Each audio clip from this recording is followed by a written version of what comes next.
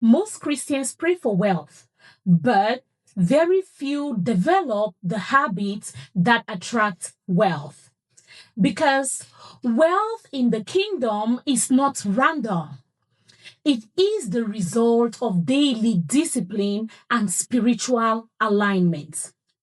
Today, I want to show you 7 daily habits wealthy Christians practice that most believers ignore. The first is they seek God first. Every day. Wealthy Christians do not chase money first. They seek God. They seek God's wisdom. Matthew chapter 6 verse 33 tells us something, child of God. Seek first the kingdom of God and his righteousness, and all other things will be added unto thee. So, when you align with God daily, you gain access to divine strategy. Many business ideas, investments, and opportunities come from God's direction. You cannot make it on your own. The person who created you needs to guide you. So, you must seek God every day first. And the second habit is they think like stewards, not owners. Most wealthy Christians think like stewards, not owners. Wealthy believers understand something very powerful. Nothing belongs to them. Everything belongs to God. Yes.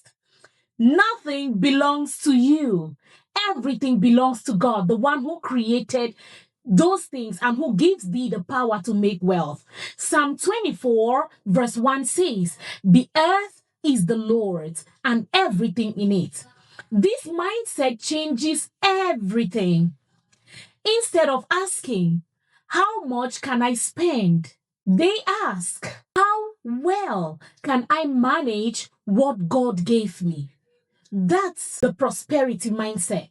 God trusts good stewards with more resources. Another habit I've noticed among wealthy Christians is they give generously. The world thinks giving makes you poorer. The kingdom says giving multiplies your harvest. Luke chapter 6 verse 38 tells us something wonderful. Give and it will be given to you. Wealthy Christians give. They don't just give maybe offerings. No, they help the poor. They take care of orphans. They take care of widows. They do kingdom investments. They partner with churches. Giving activates kingdom multiplication. The next habit is they build value every day. Wealthy believers focus on creating value, not just earning salaries.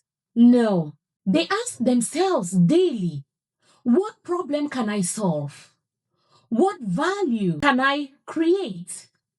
Who can I help today? Proverbs chapter 22 verse 29 tells us something. Do you see a man diligent in his work? He will stand before kings. Value creation attracts wealth and influence. And the fifth point is they control their money. Do you know there are some people who don't even know how much they spend in a month? Yes, many people earn money, but never control it. Wealthy Christians practice financial discipline. What do they do differently? They budget, they save, they invest, they avoid unnecessary debts. Proverbs chapter 21 verse 20 says, "The wise store up choice food and olive oil, but fools gulp theirs down." So do you work and instead of storing, you rather eat everything? Then you will be broke. Money must be managed wisely to grow. Another habit is they multiply what God gives them. Wealthy believers understand the law of multiplication. Matthew chapter 25 verse 21 says, "Well done, good and faithful servant. You were faithful over a few things. I will make you ruler over many." God expects us to multiply.